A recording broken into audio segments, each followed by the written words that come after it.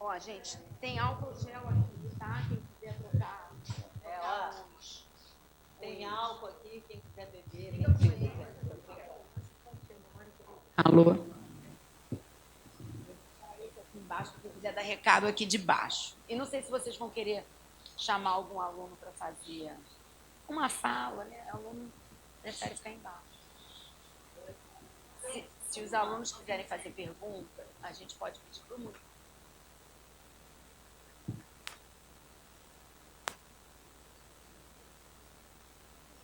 Ou vem aqui falar. Quem quiser também, ela pode.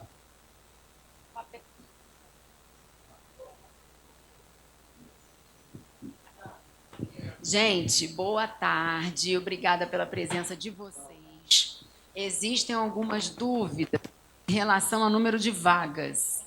Nós deixamos os números de vagas escritos, que foram o número de vagas que os professores, os proponentes passaram para a gente. Mas a gente sabe que existe uma espécie de confirmação e depois a pessoa não consegue vir. A pessoa se inscreve, mas tem um imprevisto, né? E não aparece. Então, a gente está deixando, podem ficar tranquilas e tranquilos, entrarem na atividade, se inscreverem na hora, tá bom? Alguém aqui está inscrito na hora? Se inscreveu na hora? Não tem, ainda tem vaga aberta, tá bom? E alguns erros também, aconteceram alguns erros com o formulário de inscrição, mas se seu nome não está lá na lista, não tem problema, chega na hora, vai se inscrever na hora, vai receber o certificado, tudo direitinho, tá bom? Um ótimo evento para vocês. E obrigada, Lili, Diógenes, Mônica e professora Regina pela presença, tá?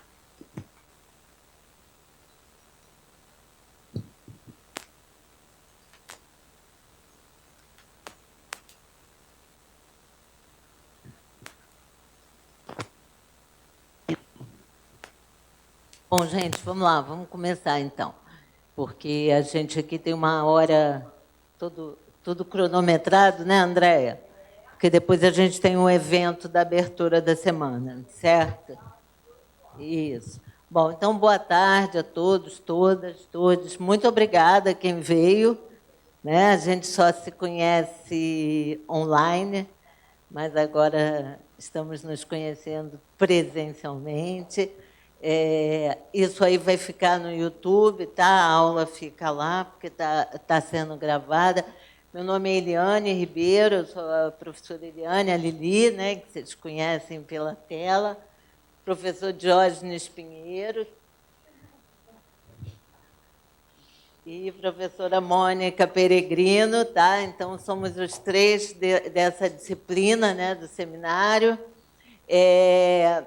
E hoje aqui, né, gente, nós estamos, é o Seminário de Educação na Relação Sociologia, Educação Popular e Educação de Jovens e Adultos. Dentro, né, nós resolvemos fazer uma mesa dentro da 11ª Semana de Educação da Unirio. Então, a gente está juntando aqui, né, nosso seminário, conhecer um pouco vocês e também está atuando dentro da 11ª Semana de Educação da Unirio, que, né, pela pandemia, né, ela teve aí meio bem online, né, e essa é a primeira que é essa questão híbrida, né. Então a gente pensou, né, organizar esse painel para contemplar um debate que a gente acha muito importante, né, nos tempos atuais, que é, primeiro, a educação como direito fundamental, jovens e adultos como sujeitos de direitos, né? Então, a gente queria aqui destacar para vocês 3 questões fundamentais para se pensar a educação hoje, né? Dentro do nosso seminário e dentro da semana, né? A educação como direito, né, que a gente já discutiu semana retrasada, se não me engano, ou passada, não, foi retrasada, né? Um pouco a educação como direito, direito de todos, além da infância, ou seja, jovens e adultos também têm direito, né? Não só a infância. E isso tudo baseado na nossa Constituição de 1988. Então, é muito importante a gente fazer essa reflexão, pensar sobre isso, né? E daí, vamos dizer assim, trazer esse debate, essa discussão para o nosso curso, né? Isso também é um ponto importante quando a gente fala de educação popular, de movimentos sociais, de educação de jovens e adultos, a gente está falando de direito à educação, coisa que é bem recente na história brasileira. Segundo debate, que também a gente já falou um pouquinho com vocês, que a gente acha muito importante, é o sujeito no centro do debate educativo, né? A gente saiu um pouco, né, do foco do ensino e entrar no foco do sujeito, né? Quem é esse sujeito que aprende, né? Durante muito tempo, a educação foi muito centrada só no ensino. E a gente não está dizendo aqui que isso não seja importante, isso é muito importante. Mas não é só isso, né? A gente tem que pensar quem é o sujeito. E com a universalização da educação no Brasil, essa questão foi uma questão colocada para todos nós, né? Pensar e olhar para o outro. Quem são vocês, né? Quem são nossos estudantes, né? Então, esse hoje é um grande debate, é uma grande questão que está aí no nosso horizonte, né? E a terceira questão, a gente queria, né, centrar um pouquinho na juventude, nos seus desafios, né? Entender um pouco a expressão jovem, né, que é uma construção social, né? Como é que se constrói socialmente essa ideia de juventude, de jovem. E a gente vive num momento, né, de grandes tensões, né? A gente tem a questão do trabalho, a questão da vida familiar, né, a questão da educação, e todas, vamos dizer assim, o que se cruza nisso, né? As diferenciações entre mulheres, negros, né? População LGBT, então as questões identitárias. E, por meio do olhar sociológico, o nosso curso está tentando, né, um pouco trazer esse debate, essa reflexão para vocês. Por que a gente traz isso, né? Tá bom, obrigada. Está parecendo até a casa da gente, né? Que sempre tem uma obra do lado, né? Alguém batendo, e a gente ouve lá pela aula online, né? Mas a gente resolveu, né, trazer um pouco esse debate para que a gente qualifique, né, essa questão. Jorge, manda o homem parar, Jorge. Deve ser algum verdinho lá em cima. E, nesse sentido, né, tentar um pouco a gente combater simplificações, né, fáceis, comparações assim, que vão reproduzir estigmas e preconceitos, e pensar exatamente como isso se constrói para que a gente possa avançar, né, tanto no sentido da construção de políticas públicas, o que a gente pode avançar, aquilo que caiba na vida desses sujeitos, né? Então, nesse sentido, a gente convidou, né? A gente pensou em convidar e ela topou, que bom para a gente, né? A professora emérita, né, do Programa de Pós-Graduação de Educação aqui da Unirio, a professora Regina Novaes, que está aqui hoje com a gente. A professora Regina Novaes foi professora há muitos anos da UFRJ, se aposentou por lá e veio para cá e está aqui com a gente como professora emérita, o que é uma honra para todos nós. A professora Regina é uma das pesquisadoras, né, mais conceituadas no campo da juventude. A bibliografia dela é tão extensa que não daria aqui para eu falar, mas é só vocês entrarem no Google, né? Hoje é fácil, a gente bota lá no Google e depois a gente manda pelo nosso Classroom, né, o texto aí da professora Regina. Então, um pouco o debate hoje, a professora Regina vai trazer um pouco esse olhar para a gente, ela preparou aqui um belo encontro. O que a gente pensou? A professora Regina apresenta, depois a gente abre para algumas perguntas. A gente tem aqui também alguns alunos da pós-graduação. Tá? Muito obrigada também por vocês terem vindo. e a gente abre aí para um debate, e a gente quer conhecer vocês. Então, por favor, participem. Bom, boa tarde a todos, todas, todes. Obrigada, Diógenes, professora Eliane, professora Mônica, por esse convite. Prazer estar aqui, prazer estar nessa possibilidade do presencial, né? Nós sabemos que o virtual ajudou muito nesse momento de pandemia, mas nada melhor do que estar junto, né? Aqui com vocês. Então, o convite, dentro desse curso dos professores, era para falar sobre educação como direito fundamental e depois pensar a construção de sujeitos de direitos, né? Eu vou, na verdade, poderia falar de infância e poderia também falar de idade adulta, que também está em jogo aqui, educação de jovens e adultos, mas eu vou falar de juventude. E, ao falar de juventude, a gente compara com as outras etapas da vida, compara com a infância e compara com a idade adulta, né? Porque não daria para a gente fazer tudo no mesmo dia. Então, nós vamos falar, basicamente, de juventude, fazendo comparações, né, com o que vem antes da juventude e o que vem depois da juventude. Então, eu pensei em 3 pontos para falar com vocês. O primeiro, educação como direito e o reconhecimento de novos sujeitos de direitos.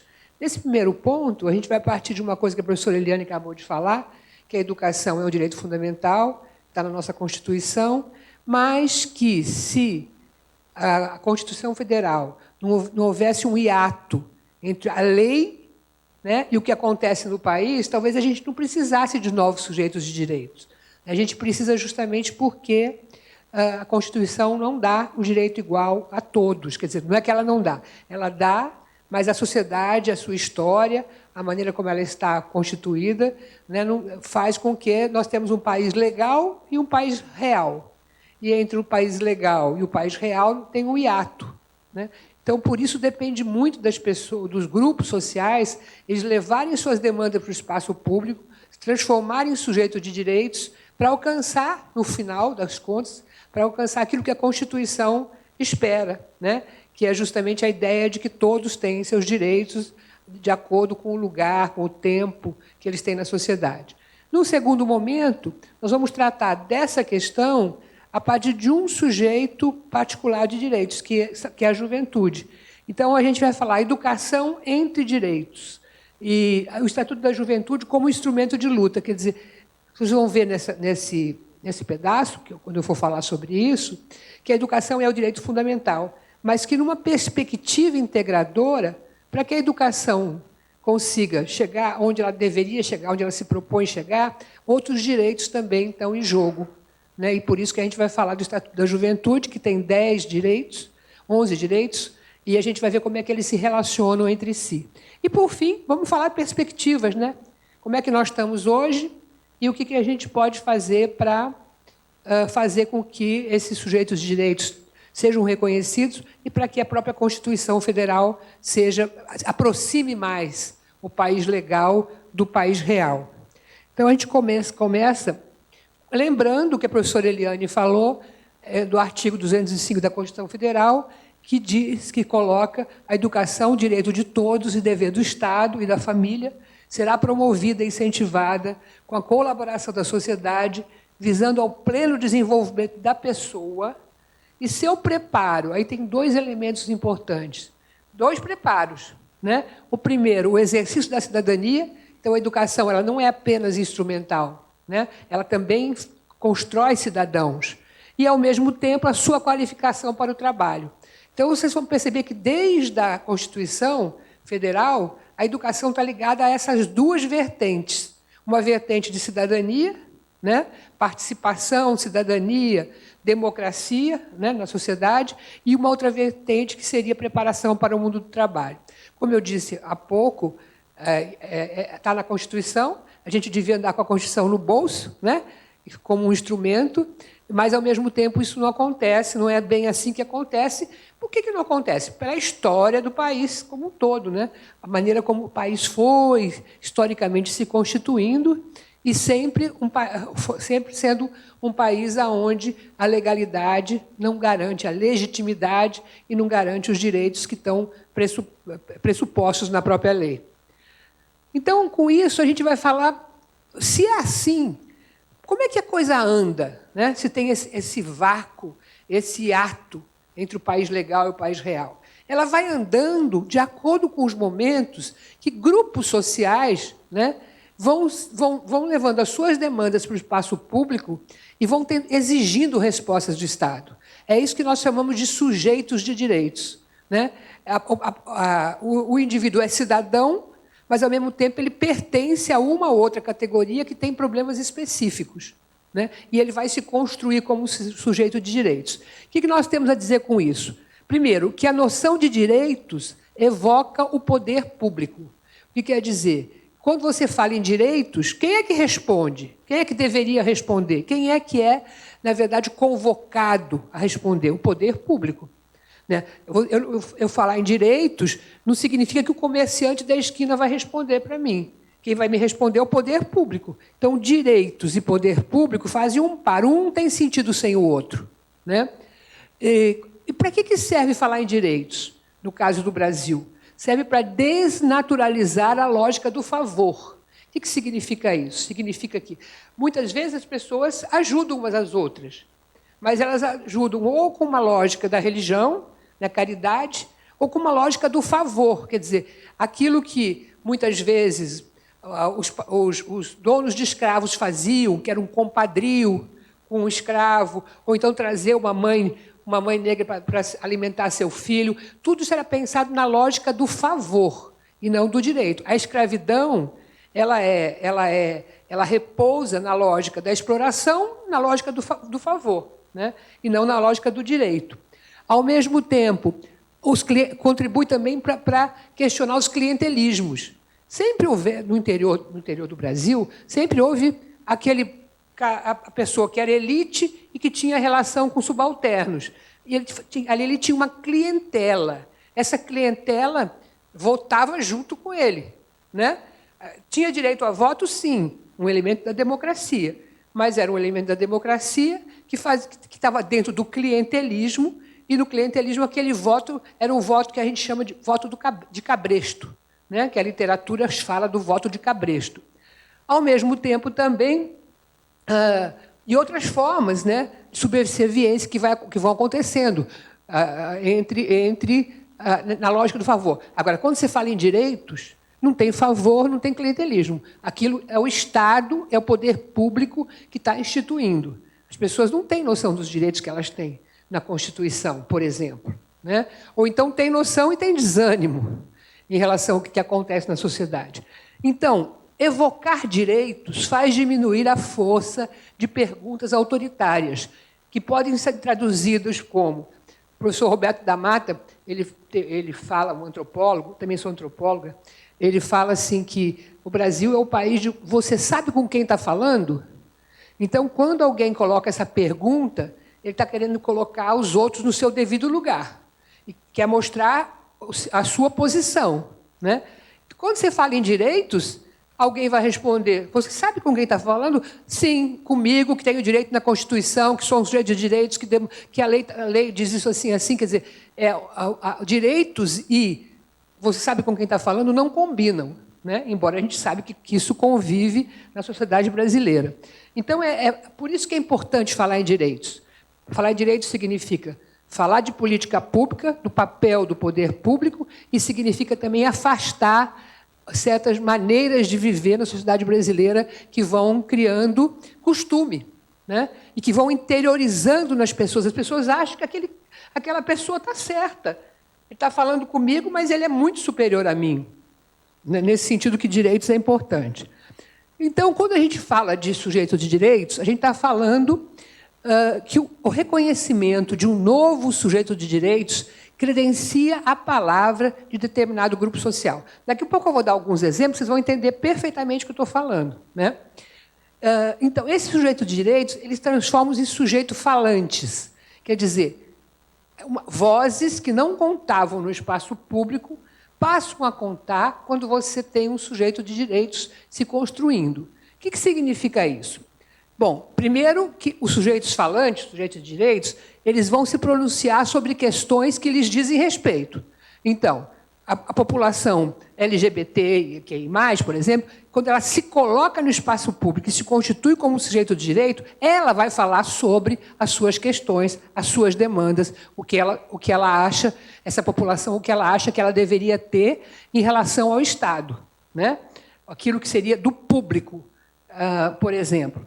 Segundo, exigem a partilha na deliberação de políticas que afetam suas vidas. Ou seja, como eu falei antes, se você tem direito chama política pública chama orçamento, chama divisão desse orçamento em relação àquela população que está demandando políticas públicas, né? Trazem para a cena pública o que antes estava silenciado ou fixado na ordem do não pertinente para a deliberação pública. Não, isso é uma questão de foro íntimo, não tem nada a ver, cada um faz o que quiser, né? Só que a sociedade, por exemplo, ela tem preconceito, e o preconceito pode ser de foro íntimo, mas o preconceito se transforma em discriminação. Discriminação significa não ter acesso aos bens públicos e aos direitos de todos. Então, nesse sentido, quando um sujeito de direito se forma, ele deixa de ficar silenciado, a sua voz vai para o espaço público, né? E ele transforma aquilo que parecia uma questão individual numa questão coletiva, numa questão pública, numa questão que diz respeito a um segmento, não só a uma pessoa. Continuando, nós temos aí um exemplo, aí vocês vão começar a entender melhor, né? Indígenas e quilombolas como sujeito de direitos. Essa foto é uma foto da luta pela educação e permanência nas universidades de 2007. A gente lê, na grande faixa, exigimos respeitos para a nossa política de permanência, indígenas nas universidades. Então, esse exemplo é como que os indígenas vão assumindo como sujeito de direitos próprio, que tem demandas próprias, né, e que tem que ter um olhar específico a partir da sua própria Constituição. Essa moça do lado de cá, ela está com uma camisa quilombolas e alguma coisa mais. É um outro sujeito de direitos que aparece nessa foto. Se você falasse quilombolas há 30 anos atrás, alguém ia procurar lá no dicionário e ia dizer assim, quilombo de Palmares, aconteceu tal dia, assim, assim, tal. Ela é uma categoria do passado, né, que dizia respeito a uma população que se rebelou. Hoje, quando você fala quilombolas, você não pensa mais lá em Palmares. Quer dizer, claro que pode pensar em Palmares por causa da história, mas assim você já vê um sujeito de direitos que chegou no espaço público, que tem demandas próprias, que exige reconhecimento e que provocou no aparelho do Estado, no poder público, resoluções. Então, você tem resoluções, tem leis, tem coisas, projetos sociais, tem programas para esse sujeito de direitos que seria quilombola. Então, quilombola não é mais uma palavra apenas do dicionário, ela tem um papel hoje. Nas eleições, agora, por exemplo, nas eleições que aconteceram na Colômbia, a vice se definiu como uma mulher negra, quilombola, todo mundo já entendeu o que ela está falando, né? Está falando de uma categoria, né, que tem reivindicações próprias. Continuando, esse outro exemplo também é muito bom. Quer dizer, vocês estão vendo aquela foto? Não sei se vocês conseguem ler. Então, o rapaz diz, sou o primeiro da minha família a entrar numa universidade e vou lutar para não ser o último. Isso é uma coisa bastante interessante. Talvez ele tenha entrado pelas cotas, né? Não sei, porque eu não conheço. Né? Na verdade, isso aí faz parte também de uma reportagem sobre as manifestações pela educação. Então, vou lutar para não ser o último. Então, é essa ideia de, por exemplo, que o reconhecimento das demandas específicas da população negra, da juventude negra, trouxe as cotas como uma resposta do Estado, né? E agora a questão é que esse sujeito de direitos continue tendo direitos para permanecer na universidade, né? Chegar é uma coisa, permanecer é outra. E aqui nós temos, então, as definições de como é que chega a se formar um sujeito de direitos. Aí os sentimentos de incômodo, de injustiça, de insatisfação ou de perigo, eles existem na vida das pessoas. né, em relação às condições de vida de determinadas parcelas da juventude brasileira. Elas foram se disseminando pela sociedade. Eu poderia contar uma historinha para vocês, quando é que começou, como é que foi. A gente não pode fazer isso hoje. Então, as políticas públicas são respostas que não ocorrerão a menos que haja uma provocação. Ou seja, podia ficar só naquele sentimento de não encontrar meu lugar, não ter para onde ir, mas quando há uma provocação e o Estado responde, você constrói um sujeito de direitos. Então, a política pública é o Estado em ação. A política pública, a Constituição está lá, ela existe. Mas, além disso, o Estado ele não está parado, ele está em ação. E, quando ele está em ação, ele produz políticas públicas, que são programas e ações para determinados grupos específicos da sociedade, né? Então, o Estado assume sua responsabilidade de fomentar e implementar programas e ações voltados para setores específicos da sociedade. Bom, essa história toda é para a gente chegar, então, num sujeito de direitos específico que a gente vai trabalhar hoje, que é a juventude como sujeito de direitos. A juventude não foi sempre sujeito de direitos, ao contrário, né? Quando o ECA vem, o Estatuto da Criança e do Adolescente vem, e vem muito importante, vem em cima de muitas lutas, de muitos setores da sociedade que vem da importância da proteção da infância, do direito à infância, né? Muita gente era contra o Estatuto da Juventude, porque dizia assim: a juventude está com tudo em cima, está com os hormônios, está com o futuro pela frente, está com força. Para que uma política pública para a juventude? Né? Não precisa disso, a juventude tem tudo. Né, tudo de bom, inclusive uma sociedade que idealiza a juventude como um tempo na vida, né, entre a proteção da infância e as responsabilidades da idade adulta. No entanto, a juventude, as grandes mudanças que houveram na sociedade, né, que foi mudando a relação do mercado de trabalho, que foi mudando a geopolítica mundial, elas tiveram muitas consequências sobre a juventude. A gente vai falar sobre isso quando a gente falar dos direitos da juventude. Então, foi muito duro colocar a juventude como sujeito de direitos, porque havia na sociedade um certo olhar que era preciso proteger a infância, né, e era preciso proteger a velhice, e que a juventude estava com tudo em cima, ela não precisava disso. Mas aí foi se mostrando, aos poucos, que as grandes mudanças que houveram na sociedade produziram um grande desemprego na juventude, assim como muitas situações de violência. Com esses dois discursos do desemprego e da violência, foi se construindo esse novo sujeito de direito que foi sendo reconhecido paulatinamente pela sociedade. No mundo inteiro, isso foi acontecendo. No Brasil, isso teve um momento muito específico em 2005, quando se criou a Secretaria Nacional de Juventude, o Conselho Nacional de Juventude, um programa que chamava-se Pró-Jovem, destinado a jovens de 18 a 24 anos no início, depois de 18 a 29 anos, para jovens que não tinham terminado o ensino fundamental. Então, começou a se criar, ou seja, essa criação que eu estou falando para vocês foram respostas àquele incômodo, àquela insatisfação que foi levada ao espaço público e o Estado, então, responde com essas instâncias governamentais. Quando chegou 2013, isso continuou caminhando, então nós tivemos o Estatuto da Juventude sendo promulgado. Bem interessante, chama a atenção, que isso aconteceu em 2013, depois das grandes manifestações.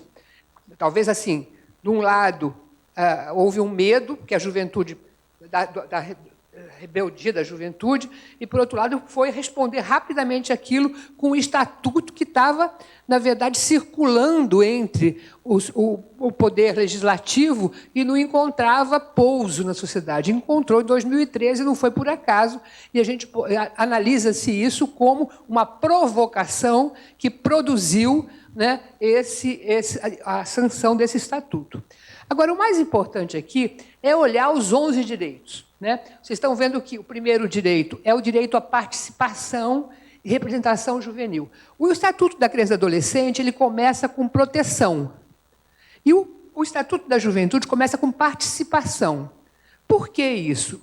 Porque se a juventude é um tempo de experimentação, é um tempo, na verdade, de definição de identidade, é um tempo de construção, de autonomia, né? De autonomia do cidadão, a ideia é que os jovens precisam participar das políticas que lhe digam respeito, né? Porque ele na verdade, é como assim, como muda muito a condição juvenil no tempo, eu não posso comparar o tempo que eu fui jovem com o tempo que vocês que estão aqui são jovens, né? Inclusive no grupo aqui tem gente que tem tempos diferentes, mas, de qualquer forma, eu não posso comparar. Por quê? Porque o tempo que eu fui jovem, o mundo era muito diferente do que o mundo é hoje. Então, ser jovem em determinado tempo histórico traz características, traz vantagens e desvantagens que não trouxe em outro momento da vida. Então, você fazer política pública de juventude sem consultar os jovens, você não está percebendo o que está fazendo com que aqueles jovens tenham... vivem seus problemas de hoje, e a gente vai falar deles já já. Então, o primeiro direito é o direito à participação. É importante uma diferença, né, do Estatuto da Juventude para o Estatuto da Criança e do Adolescente é essa. A participação é muito importante porque os jovens estão vivendo e estão experimentando coisas que nenhuma outra geração experimentou. Se eu comparar, por exemplo, os mais velhos, né, educação de jovens e adultos, numa sala, tiver jovens e adultos, eles podem ter uma conversa sobre diferenças que houve na juventude daqueles adultos que estão partilhando ali e dos jovens que estão ali também. Então, o segundo direito é o direito à educação. E o que eu vou fazer agora em seguida, não vou poder falar dos 11 devagarzinho, porque senão a gente ficaria muito tempo aqui, eu vou escolher alguns desses direitos com a seguinte ideia. A noção que nós temos de educação hoje é que, para que a educação seja aquilo que está na Constituição Federal, ela tem que dar conta de todos os outros direitos que são importantes para quem é jovem hoje. Então, não adianta falar educação sem falar do mundo do trabalho. Não adianta falar educação sem falar na questão da diversidade e da igualdade, da saúde, da cultura, da liberdade de comunicação e expressão, do direito ao esporte e ao lazer, do território e da mobilidade, da sustentabilidade do meio ambiente, do direito à segurança pública e ao acesso à justiça. Por que não dá? Porque, de fato, quando você constrói um sujeito de direitos, você constrói um sujeito de direitos de maneira integral. Ainda que a educação seja fundamental e seja um dos pontos mais importantes para a juventude, a educação vai lograr os seus objetivos se ela der conta de outros direitos. Então, essa é uma visão. Não é que isso desvalorize a educação. Isso é uma visão que o direito à educação tem que estar complementado por outros direitos, né? E a gente vai ver alguns exemplos sobre isso. Então, vocês olharam bem o Estatuto, olharam os direitos, né? Os 11 direitos, muitas dimensões da vida dos jovens estão presentes aqui, né? Dimensões que têm, por exemplo, a questão do meio ambiente é uma questão que não se colocava para outras gerações da maneira que se coloca para essa, assim como o território e mobilidade também não se colocava da mesma forma para outras gerações como se coloca para essa. E aí você vai tendo, em cada ponto desse, uma atualização daquilo que está na Constituição Federal. Não é só a educação que muda em relação à Constituição. Outros elementos vão sendo colocados, por exemplo, na saúde.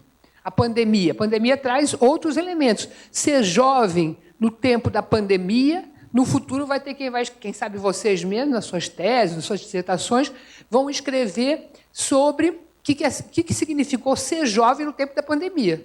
O que significou ter aula online e ter um momento como esse hoje, que a maioria está de máscara, eu estou sem máscara aqui em si. O que significou isso para a educação, para o trabalho, para a saúde, para a cultura de quem viveu a juventude nesse tempo? Então, só para lembrar vocês rapidamente, né, a população jovem brasileira corresponde hoje a 46,9 milhões de pessoas de 15 a 29 anos, em torno a 25%. Nunca foi maior e nunca vai ser maior, porque por toda a questão demográfica você vai diminuir o número de jovens proporcionalmente daqui para frente. O importante é chamar a atenção que no Estatuto se classifica também os seguintes grupos etários: 15 a 17 anos, 18 a 20%, né? 18 a 24, 44%, 25 a 29, 33%. Por que é importante essa diferenciação? Porque vocês estão na universidade, deve ter questões diferentes de quem está no ensino médio. Fazem parte da mesma juventude? Sim. Fazem parte da mesma juventude porque tem de 15 a 29 anos. né? Mas, no entanto, tem questões que dizem respeito a quem está no ensino médio, quem está no ensino fundamental, quem está no ensino médio, quem está na universidade, quem está apenas no mundo do trabalho, a maneira que ele trabalha aos 17, a maneira que ele trabalha aos 24, a maneira que ele trabalha. Então, no Estatuto da Juventude, o primeiro grupo é chamado jovem adolescente. Tem até um momento que a idade coincide com o Estatuto da Criança e Adolescente. Então, jovem adolescente. 18 a 24 é jovem. E 25 a 29 é considerado jovem adulto. O que tem no direito à educação? Quais são as questões principais do direito à educação dessa população? Do lado de cá, desse slide, eu tenho o que mudou nos últimos anos, né, para as novas gerações. Rápidas mudanças tecnológicas, né? Maneira de estar no mundo. Se vocês imaginem a pandemia sem as mudanças tecnológicas. Seria melhor ou pior? Não sei, mas não seria igual, absolutamente, né? Então, esse jovem que já é a geração polegar, já é polegarzinho, que chama, né? Já é a geração que pôde, de alguma forma, ter essa parte da educação em termos não presenciais, né? Mundo do trabalho restritivo e mutante. Isso é muito importante dizer. Quer dizer, o mundo do trabalho muda muito rapidamente. Todo dia se enterram velhas profissões, se constroem novas profissões. Por quê? Porque a tecnologia vai rapidamente mudando o mundo do trabalho. Mais violência física e simbólica. Acreditava-se que com o desenvolvimento você teria menos violência. No entanto, com a nova geopolítica mundial, com as guerras, com as populações que transitam buscando emprego, né? Os migrantes, a questão da migração, ela afeta o mundo inteiro. Ela afeta, inclusive, os países que se diziam democráticos, que tinham um sistema menos excludente que o nosso, né? Então, isso mudou muito. E isso fez aumentar a violência física, a gente vai falar sobre armas de fogo já, e a violência simbólica também, que são os preconceitos, né? Em cada lugar onde tem imigrantes, você tem uma série de elementos para acusar esse ser migrante de todas as mazelas da sociedade que vão acontecendo. Mais evidência de riscos ecológicos. Que isso quer dizer, outras gerações não falavam tanto em medo de que cabe a água, medo de catástrofe. Essa é uma geração que já sabe que a questão ecológica pode derrotar as chuvas, no nosso caso. O que significa você viver sempre achando que uma chuva pode arrebentar tudo que você construiu, né? Essa geração conhece mais isso. Novos mecanismos de discriminação por endereço, né? Que é uma coisa bastante importante para vocês que vão ser pedagogos, né? Que estão trabalhando, que sabem muito bem que o desenvolvimento do Brasil foi feito de uma maneira de um centro, né? Aonde geralmente o centro das cidades, das metrópoles, etc., aonde estão concentrados os equipamentos de educação, de lazer, etc., e as periferias, que são chamadas as comunidades e as favelas, aonde, pela ausência do poder público e pela presença do tráfico de drogas, você tem uma discriminação por endereço. Dize-me onde você mora, eu te direi quem és. Quer dizer, como se fosse a esfinge, né? A ideia é uma coisa nova, em relação à minha geração, né? Onde a questão do endereço não tinha o peso que tem hoje. Hoje, a questão do endereço tem um peso de exclusão social. Quais são as consequências disso tudo para uma geração juvenil? Primeiro, múltiplas entradas e saídas na escola e no mundo do trabalho. Antes, para outras gerações, você saía da escola, mesmo que tenha estudado pouco, entrava no mundo do trabalho e ficava, né? Você ficava no mundo do trabalho. Hoje em dia, são múltiplas saídas, tanto da escola como do mundo do trabalho. Como o jovem falou, eu estudei a prestação. Estudou, parou, estudou, voltou, trabalhou, voltou. Quer dizer, as trajetórias são compostas de múltiplas entradas e saídas. Tem mais estudo do que seus pais. Os jovens de hoje têm mais estudo que os pais, mas têm mais dificuldade de entrar no mundo produtivo, né? O estudo não garante o emprego. E o emprego pode não corresponder ao nível de escolaridade.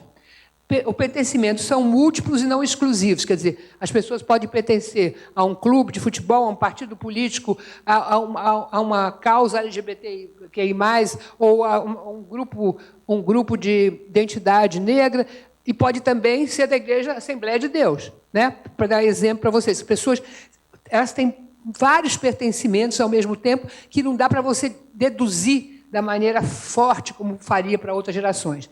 Tudo isso é para mostrar que do direito à educação, do direito à profissionalização ao trabalho e à renda, você tem dificuldades específicas dessa geração. E essas dificuldades é que eu tentei colocar nesse quadro. Qual é o mundo do trabalho em relação à população juvenil hoje? Imprevisibilidade. Mudanças tecnológicas no mercado de trabalho restritivo mutante, divórcio entre educação e trabalho. Não é para ninguém desistir, não, e nem estimular. Mas há um divórcio nesse sentido. Né? Competitividade e intensificação dos controles, metas, exigências de engajamento subjetivo no trabalho. Quer dizer, ainda por cima, apesar de todas essas mazelas que eu coloquei aí, ainda tem que dizer assim, você tem que gostar do seu trabalho, tem que defender a sua empresa, você tem que achar tudo ótimo. Se você não tiver um sorriso na cara, você pode ser despedida também. Né? Porque os controles, os departamentos de pessoal, eles vão exigindo avaliações. Eu botei Big Brother aí, porque vão querendo sempre que um avalie o outro e você acaba avaliando o seu colega de uma maneira negativa, porque diz assim, sou eu ou ele vai para o paredão? Então, é melhor que seja ele. Então, vai criando uma não solidariedade também no mundo do trabalho. A situação dos jovens, diferença de cor, etnia, gênero, orientação sexual, retroalimentam desigualdades sociais e rebatem no acesso ao mundo do trabalho. Né? Parece que vocês trabalharam isso no curso com os professores aí. Aí eu já falei da discriminação por endereço, mas também é uma outra discriminação importante no mundo do trabalho, pela aparência. Né? E aí você vai ter bulimia, uma série de doenças que vão surgindo, inclusive, nos jovens que querem se adaptar ao padrão de beleza colocado pelo mercado, o mercado, principalmente no setor serviços, onde a aparência aparece no currículo que se manda, a fotografia, e aí o jovem que não tem aquele padrão, né, que a maioria não tem, é um padrão idealizado, esse jovem ele passa a ser discriminado no mundo do trabalho também. A aparência sendo uma questão de discriminação. Então, com isso, nós vimos que nós temos uma situação... Os direitos de trabalho e de estudo, eles estão muito defasados na sociedade. Né? Eles não estão conseguindo... Esses direitos que estão no Estatuto, eles não conseguem se transformar em direitos. Essa foto é uma foto durante a pandemia, que é uma foto da paralisação que os entregadores fizeram durante a pandemia. Né? E aí aparece a fala do Galo, aí embaixo, do Paulo Lima. Né? Eles dizem, muitos abraçaram a ideia de que quem trabalha com aplicativo não é trabalhador, e sim empreendedor. Essa ideia de empreendedorismo impregnou a cabeça dos irmãos. Então, uma coisa interessante que ele está falando aí, que é o seguinte, os entregadores de aplicativo, eles são, na verdade, uma síntese de tudo aquilo que eu falei antes. A precarização do mundo do trabalho e a responsabilização do trabalhador, que ainda por cima se acha, quer dizer, uma parte deles acha que é muito melhor trabalhar assim. Mas quando eu coloco a questão dos aplicativos e trago essa foto, é muito interessante que nessa foto o Galo está na frente, ele é aquele que está falando na frente, mas atrás dele tem um cartaz, Vidas Pretas Importam, que significa o seguinte, já no mundo do trabalho, certas discriminações elas vão tendo um papel de retroalimentar as desigualdades. Né? E é muito interessante que hoje um movimento como esse, que é um movimento para novos direitos. O que esse grupo quer, muitas vezes, não é ser empregado com carteira assinada, né? Mas é que surjam direitos que garantem a eles a partir das condições de trabalho de hoje. Né? Então, vocês vejam como a legislação também, os direitos do trabalhador... Vamos supor, essa questão não está no Estatuto. O Estatuto foi 2013. Nós estamos em 2022. Passado esse tempo, era preciso trazer também para o Estatuto a criação de novos direitos para novos tipos de trabalhadores. né? E não a ideia de empreendedorismo, eles são responsáveis porque eles não têm patrão, porque eles são autônomos, porque eles trabalham por conta própria, como se diz. Então, esse exemplo que eu trouxe é para dizer que o sujeito de direitos tem que ir se modificando o tempo todo. Seguindo adiante, nós temos um ponto que é muito importante no Estatuto e que diz muito respeito ao que vocês trabalharam aqui, que é essa ideia, o ponto 4, é do direito à diversidade e à igualdade. Você tem do lado de cá a desigualdade, do lado de lá as diferenças. Como é que você mede a vulnerabilidade de um jovem? Quanto mais elementos tiverem, por exemplo, de desigualdade e de diferenças juntos, né? Então, se um jovem ele tem baixa escolaridade, vem de uma família com pouca renda e mora numa favela, local de moradia, e se ele for gay e se ele for negro, ele vai se juntar mais vulnerabilidades do que outro que é negro, mas não mora na favela. Então, você junta esses dois elementos como se fosse um caleidoscópio e vai juntando para ver graus de vulnerabilidade da juventude. É muito importante que o Estatuto traz essa questão das diferenças e da diversidade, ele traz de uma transversal, porque no trabalho, na escolaridade, no lazer, tudo isso vai sempre ter uma possibilidade de perceber quais são as urgências entre os desiguais, né?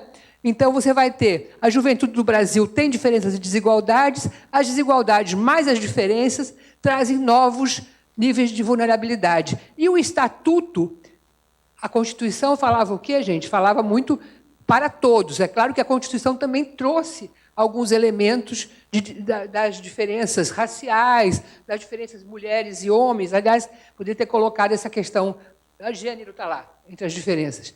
Então, mas o Estatuto da Juventude ele vai mais fundo, ele diz assim, por isso que vocês vão ver os professores aqui, ainda mais esses três aqui, que vão falar sempre em juventudes.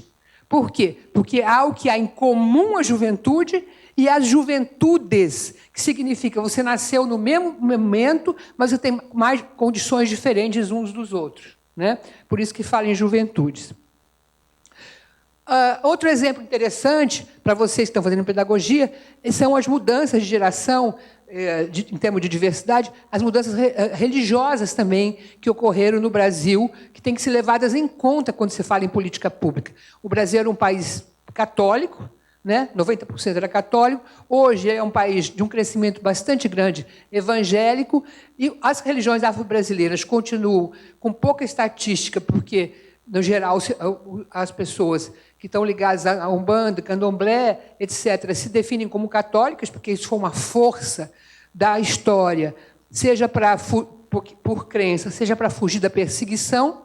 Então, e você tem uma coisa que cresce muito entre os jovens, que é o jovem sem religião, mas com fé, que é diferente do jovem com ateu ou agnóstico. É uma característica dessa geração, você está em famílias plurirreligiosas. Por que a gente colocou aí? Porque é um direito a ter religiões diferentes e o Estatuto tenta combater os preconceitos em relação às religiões afro-brasileiras, mas também os preconceitos que generalizam as outras religiões, como, por exemplo, generaliza o mundo evangélico sem perceber sua diversidade interna, né? Eu não vou comentar, mas vocês vão receber esse PowerPoint depois.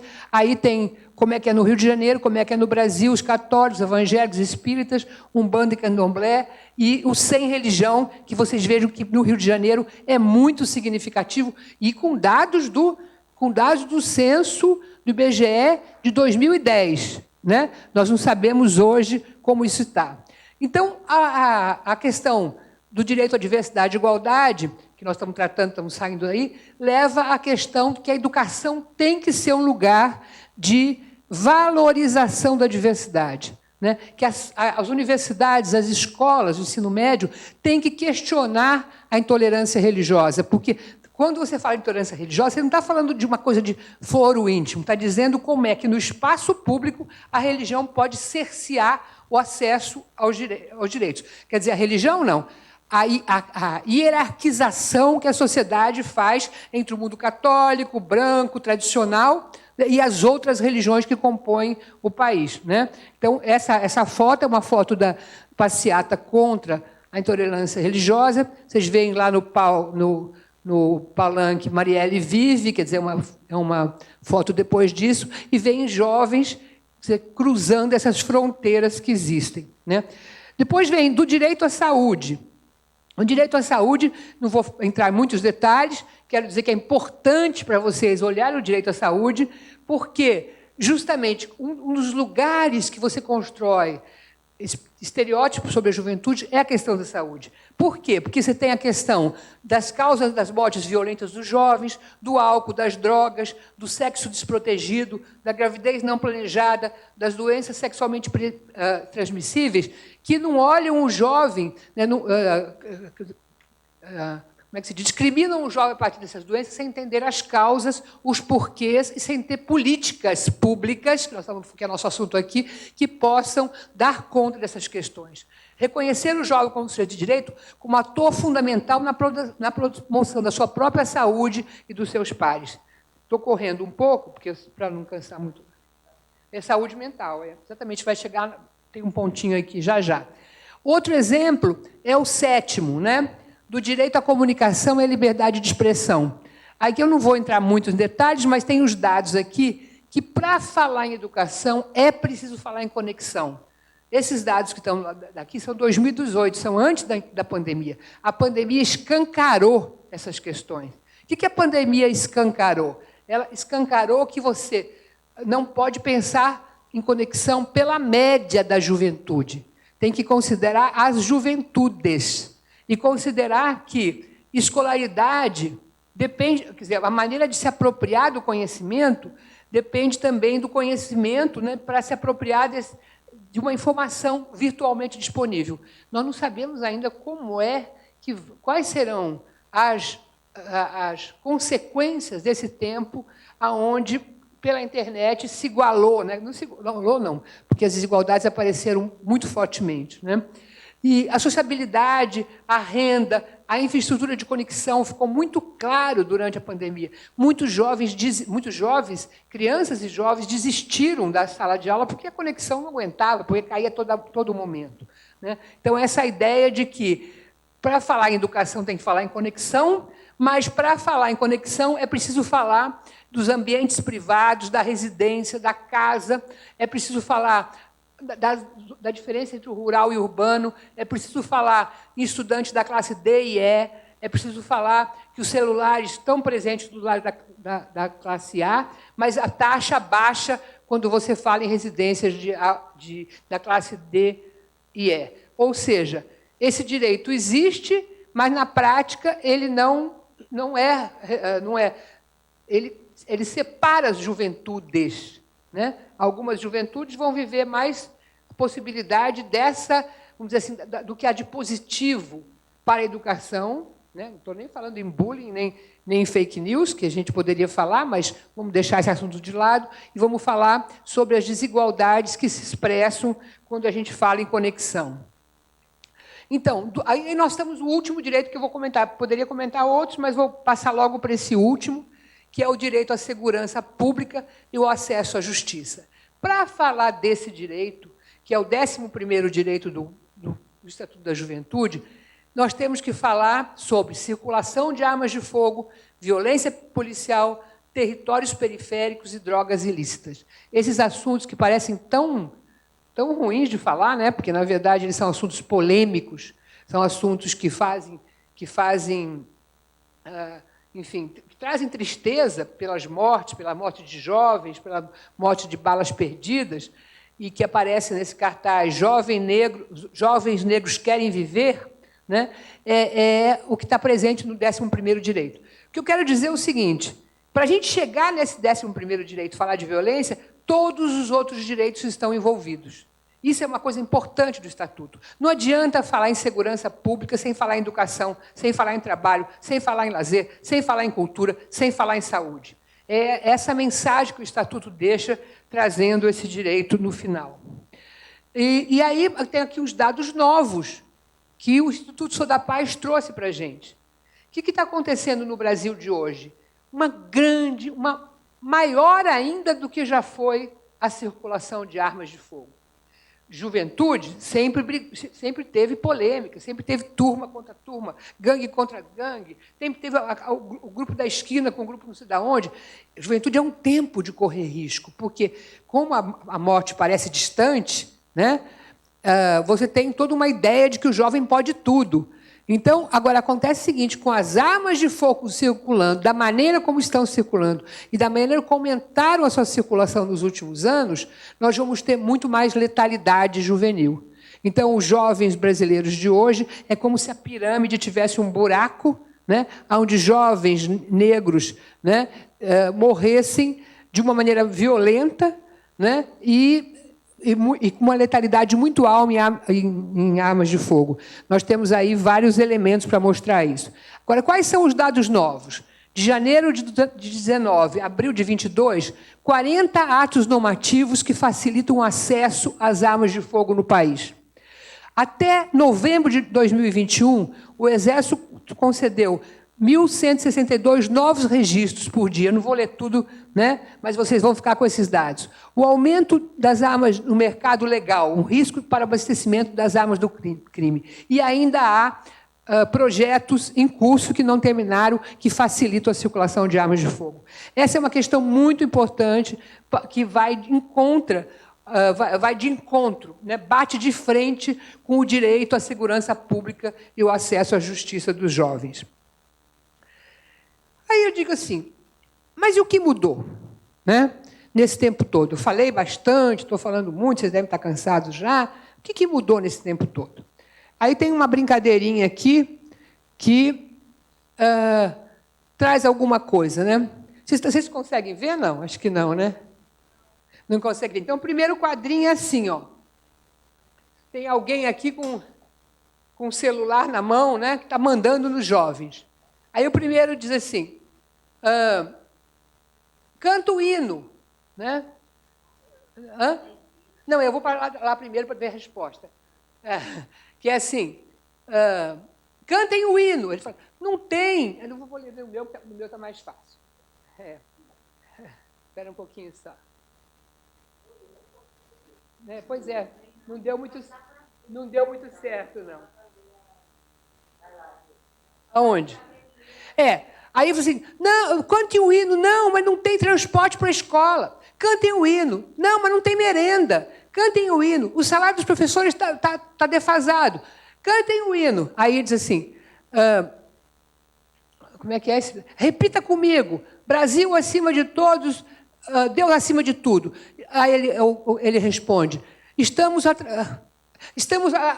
com muitos tiros em volta da escola.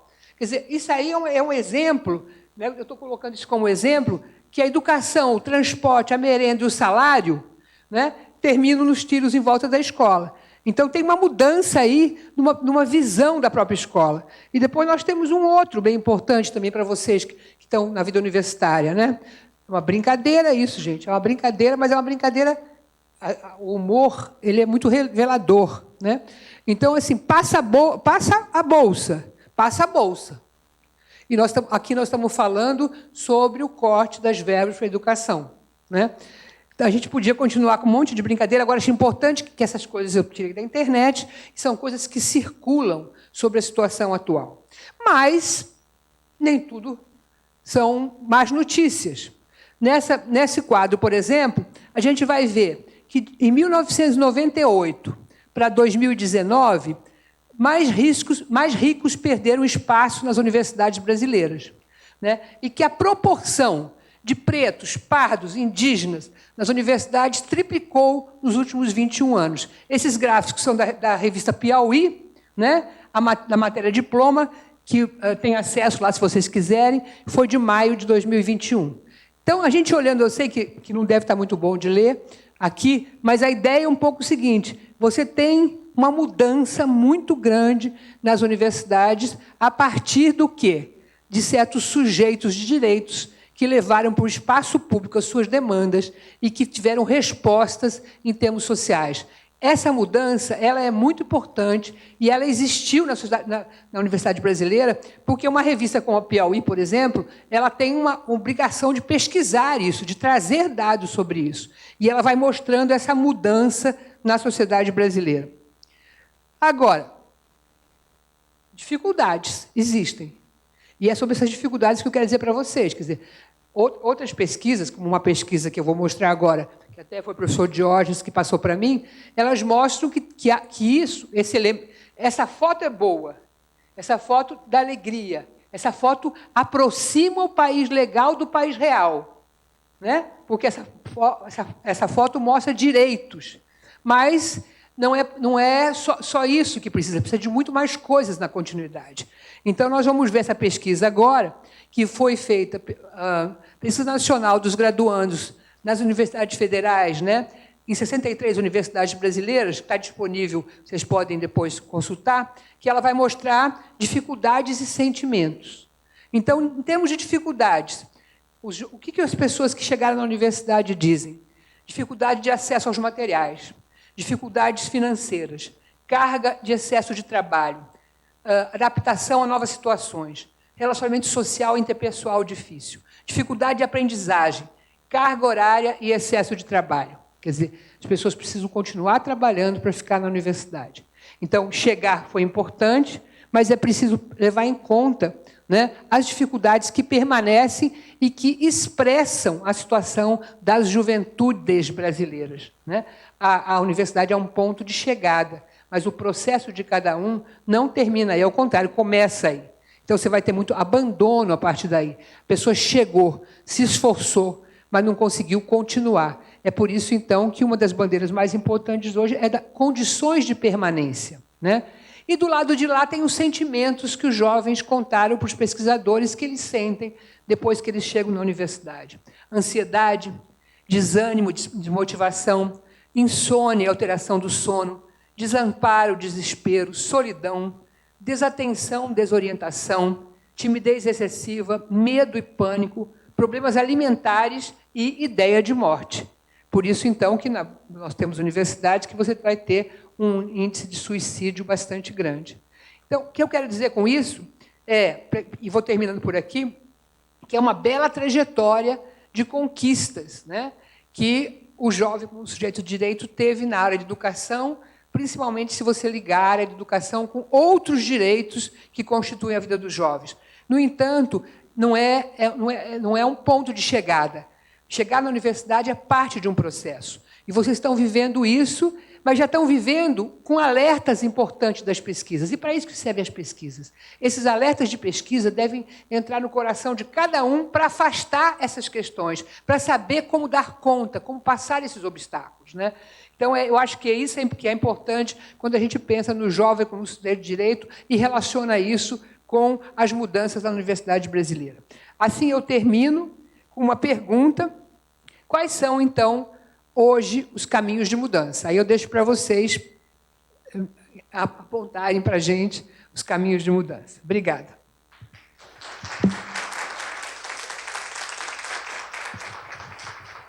Obrigada, Regina, por essa preparação dessa aula aqui, para esse debate aqui com a gente. Acho que a Regina traz um monte de coisa aí para a gente pensar. E, sobretudo, aqui na nossa disciplina, né, eu acho que a Regina, a partir de uma abordagem sociológica, ela é uma socióloga, né, uma antropóloga socióloga, ela vai fazendo uma série de análises, né, que tem muito a relação com a educação popular, com os movimentos sociais e com a educação de jovens e adultos, né?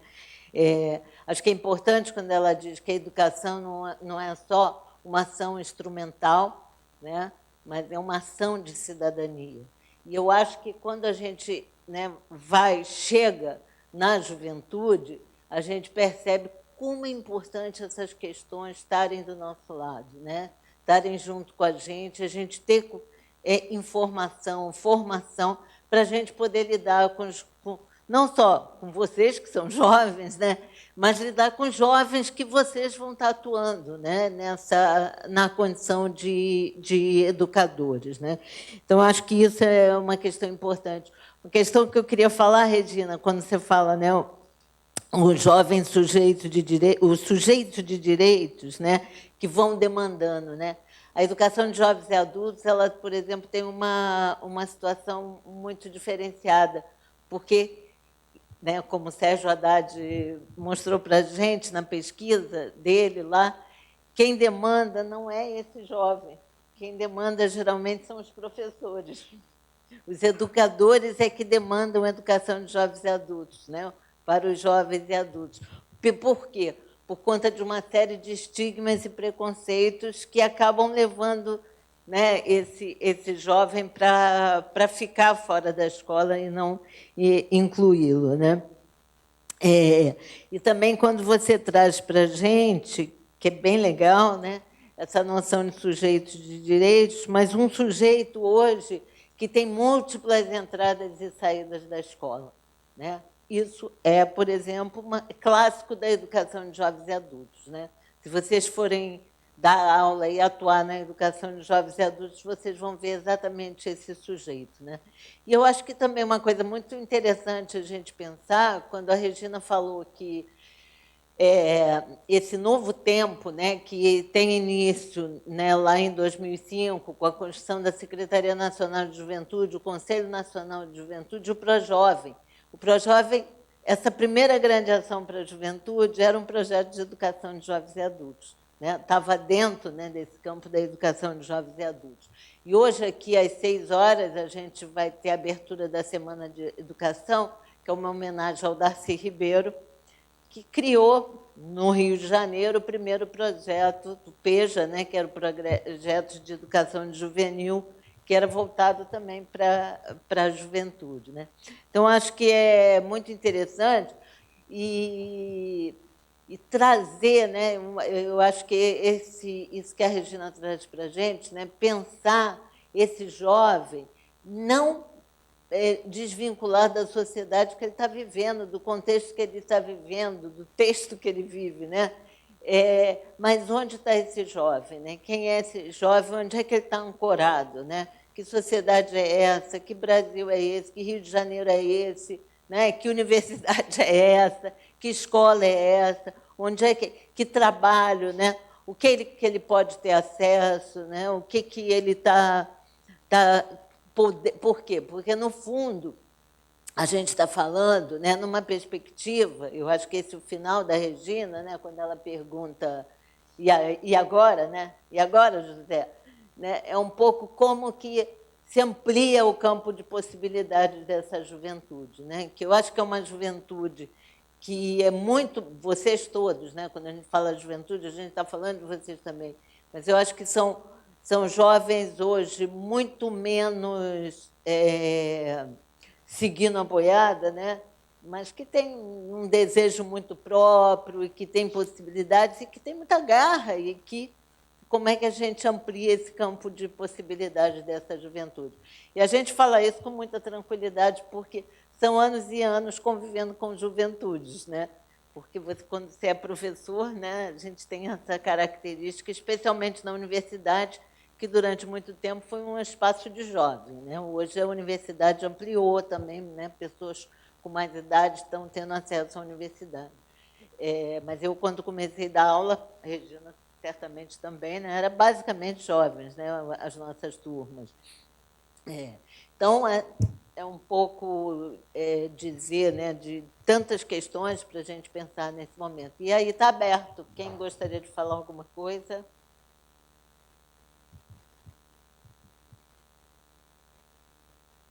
Garotada. Tamir.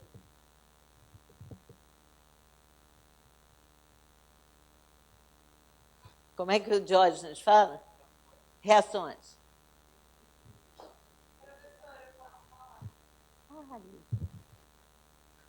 Vem cá, mas se apresenta, tá? Tranquilo. Please. E aí, galera? Tudo bem com vocês? Tem gente do primeiro período aqui? Não? Só os velhos, né? Só os... duas ali. Ai, que alegria. Sei lá, eu acho que é muito difícil a gente tentar reagir, eu acho, porque a gente está muito imerso nessa realidade que é, tipo...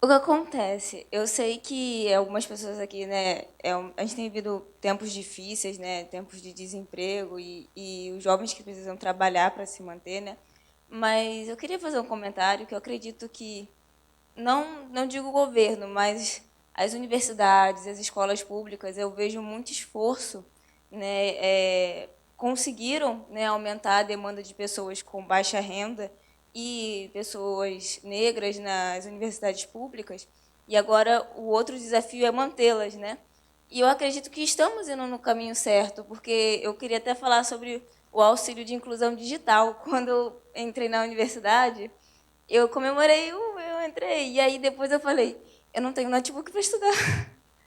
E é muito importante, né? Você precisa ter alguma coisa para conseguir estudar. E o meu celular é bem antigo, eu tenho um irmão de 4 anos, o meu celular tem 5, ele viu meu irmão nascer.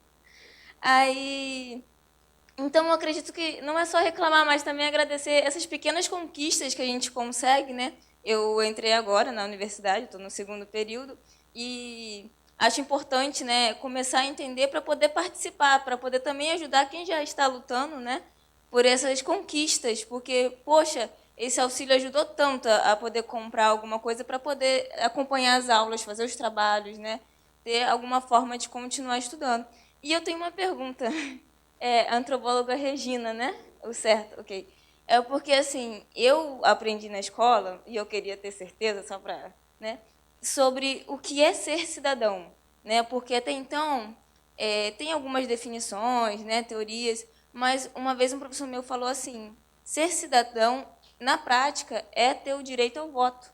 E eu queria confirmar isso, né? Queria saber se é exatamente isso. Ser cidadão é ter o direito ao voto ou é algo mais, né, complexo? Obrigada, Bárbara. Mais alguém? Podemos ir à Regina agora? Não?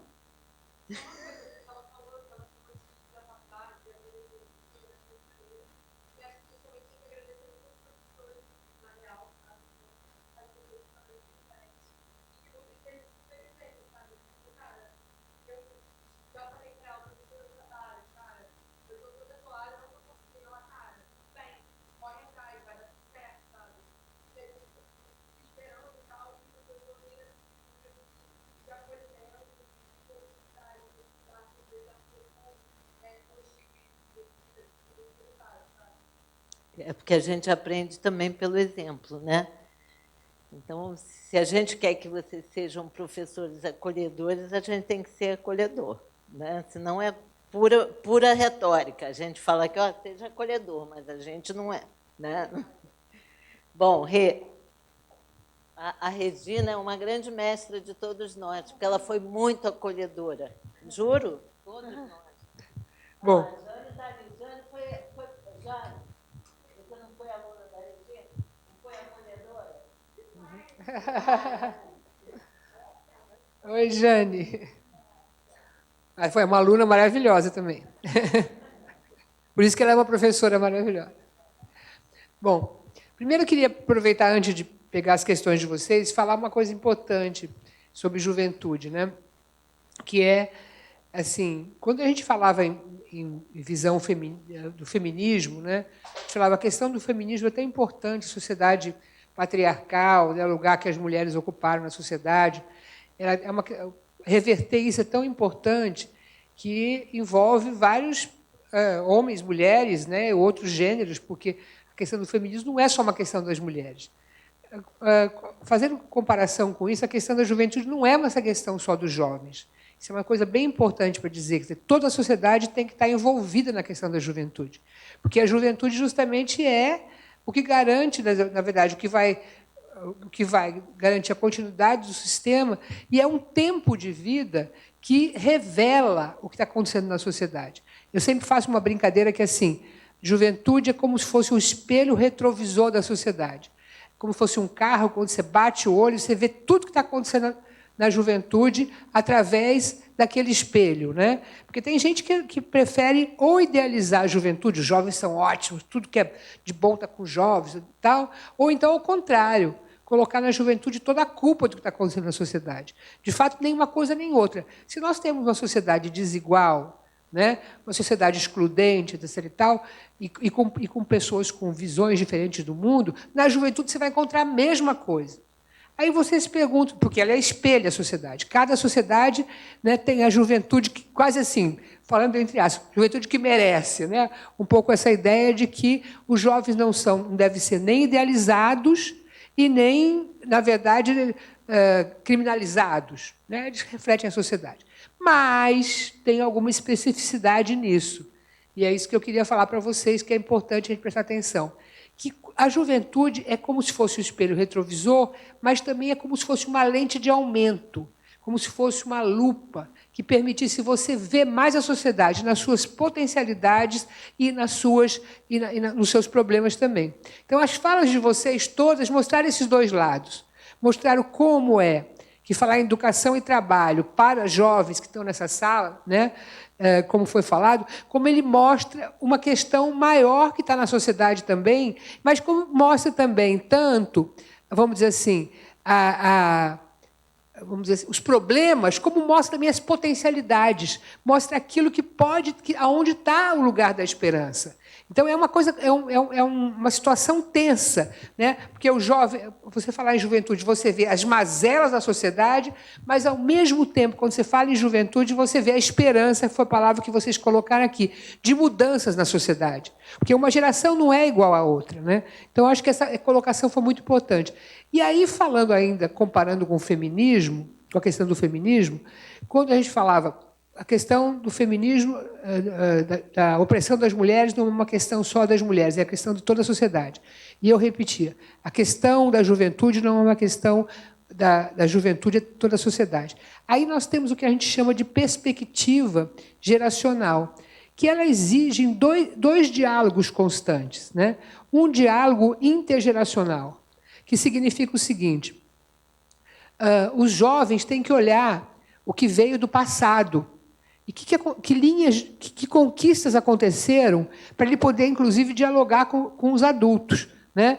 Então, por exemplo, tem um pessoal que pensa assim: não, os jovens sabem de tudo, os jovens não sei o quê, os jovens de hoje podem tal. Mas se nós estamos nessa sala hoje falando de questões de relações raciais, falando de questão de orientação sexual, estamos falando daquele quadro que eu mostrei de como a Universidade Brasileira modificou, é porque tiveram lutas pelos direitos que foram se acumulando ao longo do tempo. Né? Eu acho que... Onde é que está aquele companheiro que falou? Está lá. Como é que você chama? Miguel. Aquilo que o Miguel falou, né? Que é um pouco o seguinte: o que foi se conquistando nesse correr do tempo? Como é que era antes, Miguel? É exatamente o que você falou. Vocês sabem que a escola pública, há muito tempo atrás, era só se eu tivesse um desenho da escola pública, digamos, da escola pública tradicional, né? Só tinha uma classe social que era a elite, que estava na escola pública, lá atrás, porque os outros jovens estavam direto no trabalho.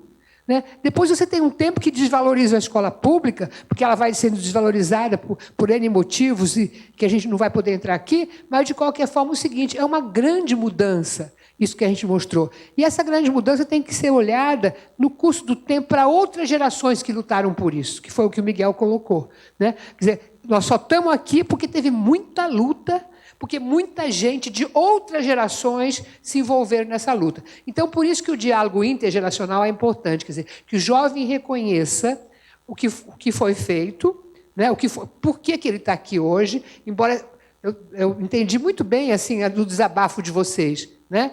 Mas, ao mesmo tempo, tem que se reconhecer as conquistas que aconteceram nesse tempo. Né? E o diálogo, então, o jovem tem que reconhecer a luta de gerações, mas também os adultos, no caso, os professores, os orientadores, enfim, os pais, têm que reconhecer também que só sabe o que é ser jovem hoje quem é jovem hoje. Porque, por exemplo, essa correria que você descreveu, você descreveu de uma maneira que você vive, que outras gerações viveram de outra maneira. Mesmo os que não podiam ir na escola, a opressão se dava de outra maneira também. Né?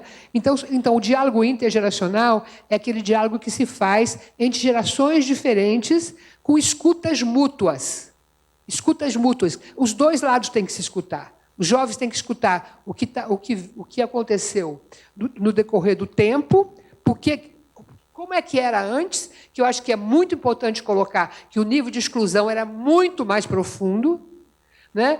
E também, ao mesmo tempo, as outras gerações têm que escutar o que os jovens têm a dizer, porque toda experiência geracional é inédita. Quer dizer, só quem é jovem hoje sabe o que é ser jovem hoje. Então, escuta mútua. Mas, aí vem meu segundo ponto, que também tem que ter um diálogo intrageracional entre os próprios jovens, porque os jovens não são iguais. Isso é uma coisa bastante importante. Nós falamos muito aqui em desigualdade e diferenças. Nós temos que colocar também a experiência dos jovens, algumas mais individuais e outras mais coletivas, que foi colocado aqui também. Quer dizer, o papel da escola, a Lili falou que vocês são todos professores, né, ou vão ser, ou tal, enfim, estão fazendo pedagogia, a grande maioria, pelo menos. Um pouco a escola também pode ser o lugar de diálogo entre jovens que pensam diferentemente, né? Então, por exemplo, na escola você pode ter vários jovens que trazem de casa, da sua formação, preconceitos. E a escola pode ser um momento, um lugar para que você tenha jovens de diferentes religiões dialogando, que você tenha na escola também jovens de diferentes concepções de mundo, né? Mais conservadora, menos conservadoras conversando, então, ou seja, um diálogo intrageracional também. Porque se nós dissermos que os jovens não são iguais em termos de desigualdade e diferença, nós temos que pensar também que eles não são iguais porque uns tiveram possibilidade mais do que os outros de olhar como é que o mundo funciona. E vocês fazem parte, vocês todos estão nessa sala, fazem parte dos jovens que tiveram já ou estão tendo agora oportunidade de olhar criticamente para o mundo, né? E isso, gente, isso é uma responsabilidade. Olha que eu estou falando uma coisa séria.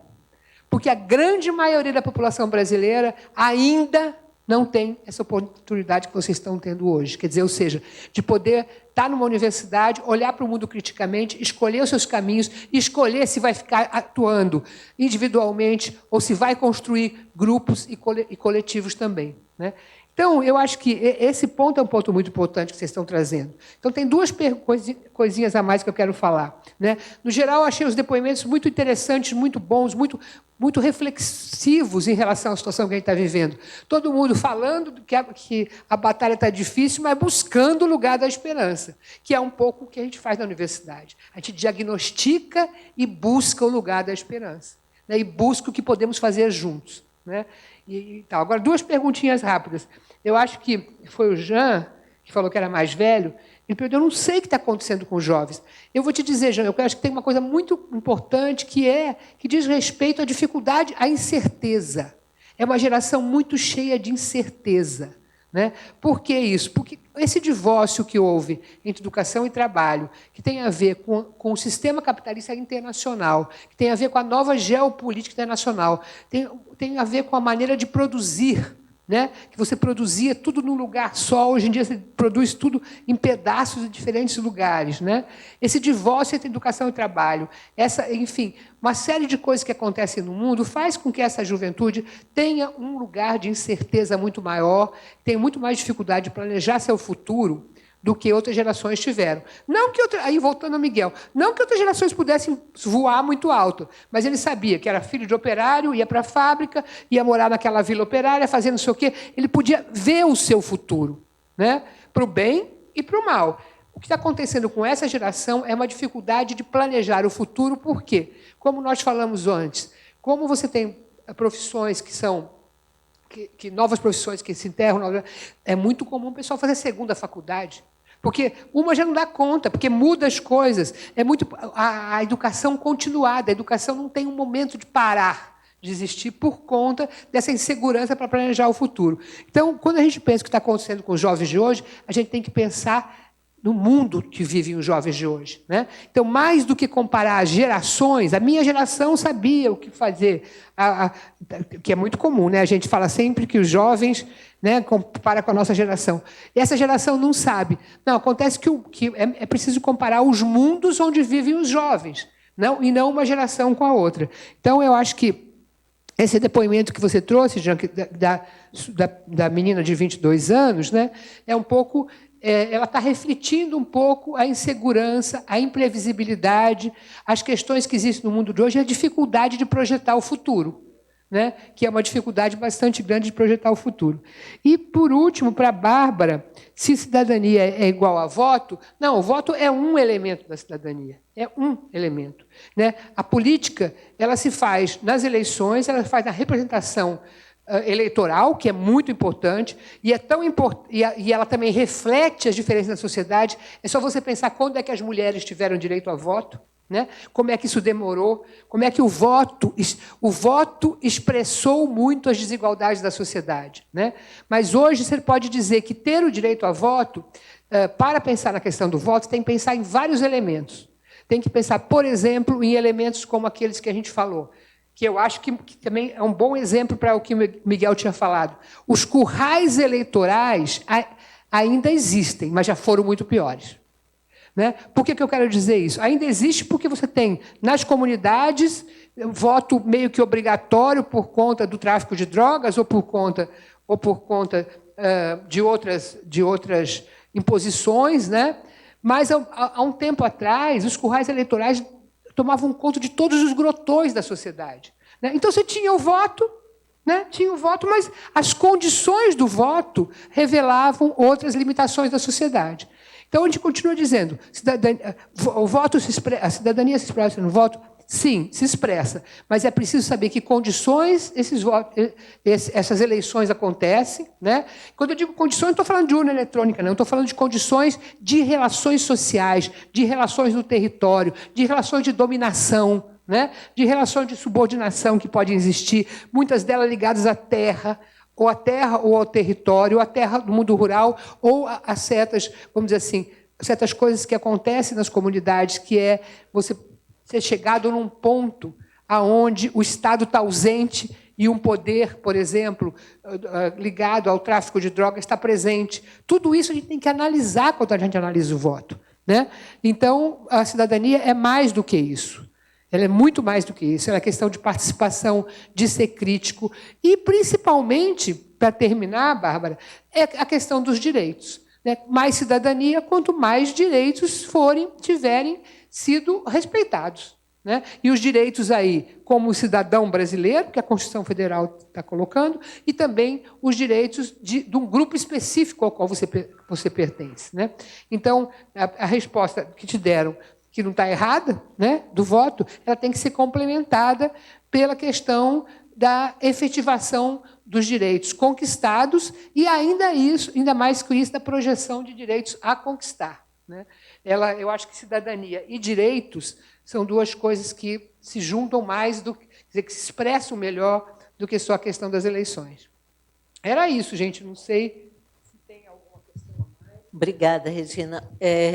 Alguém tem alguma questão? Porque a gente está no nosso horário, né, Ana? Né? Estamos ali no limite do... Alguém tem alguma questão? Os professores querem falar alguma coisa? Tá bom? Tá tranquilo? Bom, gente, a gente queria, então, a gente vai fechar aqui essa mesa agradecendo a participação de vocês. Muito prazer em conhecê-los, né, presencialmente. Espero que no próximo semestre a gente esteja mais juntos, né?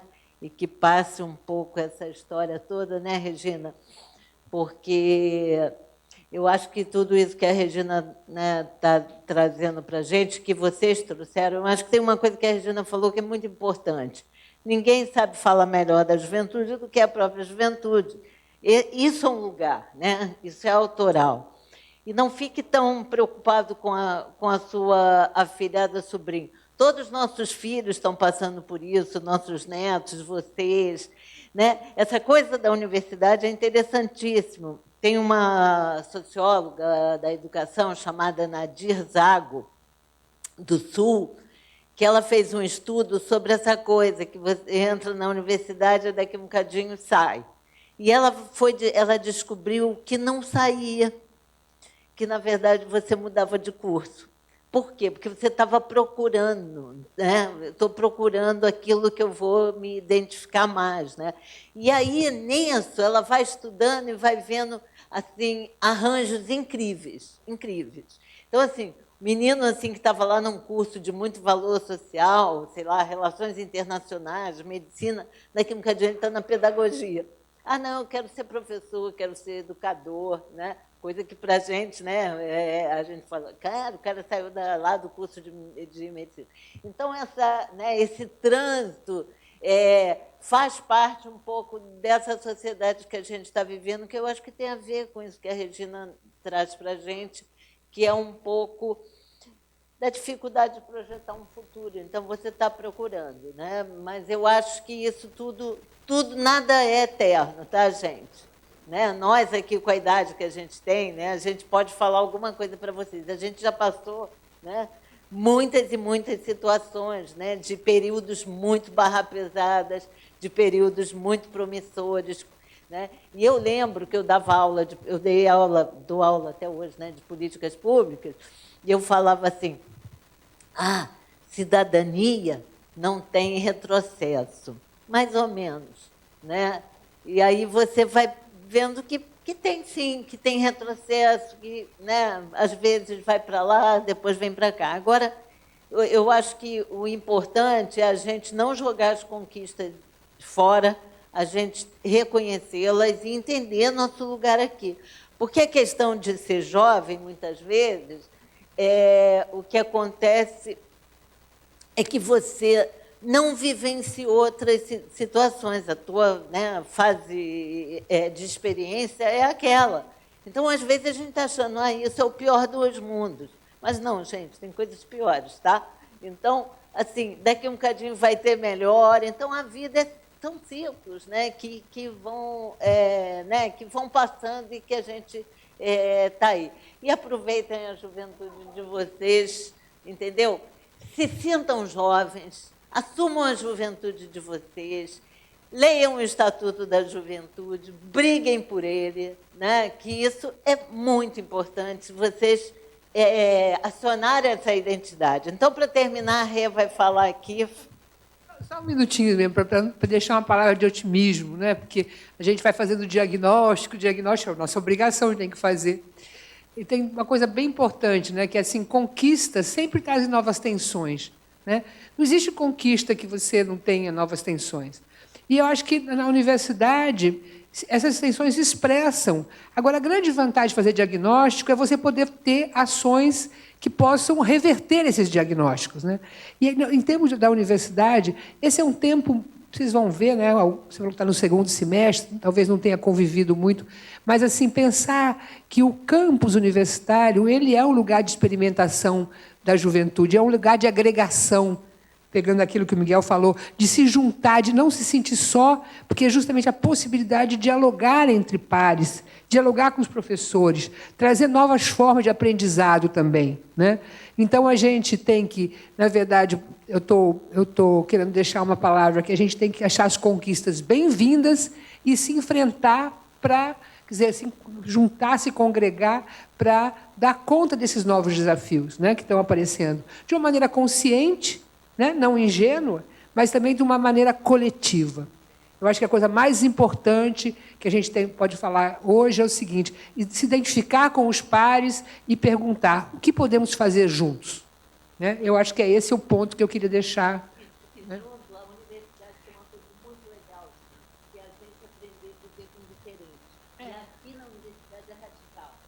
Né? Porque muitas vezes na escola, né, eu queria... lá na minha escola, lá no meu bairro, depois você devolve. A gente fala pra caramba, né? Mas,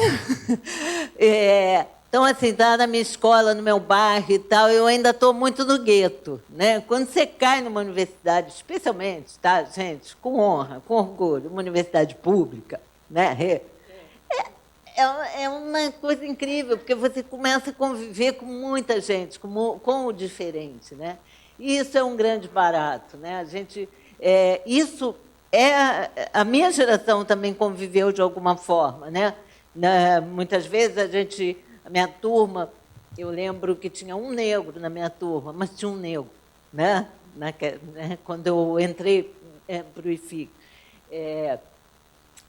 Mas tinha gente assim que vinha de outros bairros. Aí eu comecei a conhecer outros bairros, eu comecei a circular na cidade, ter outros amigos, gente que vinha de militância, gente que...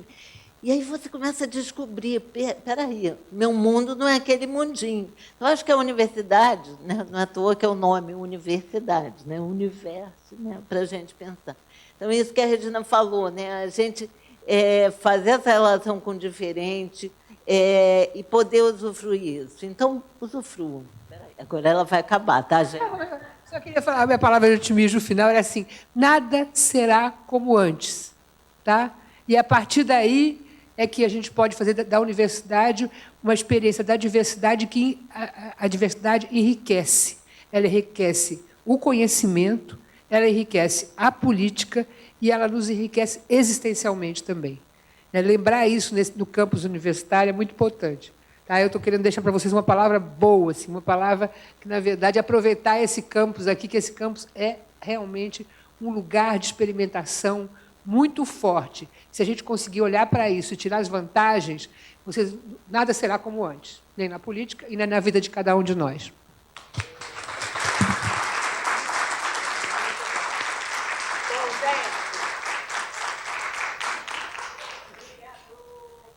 Obrigada a todo mundo aqui. Voltem sempre.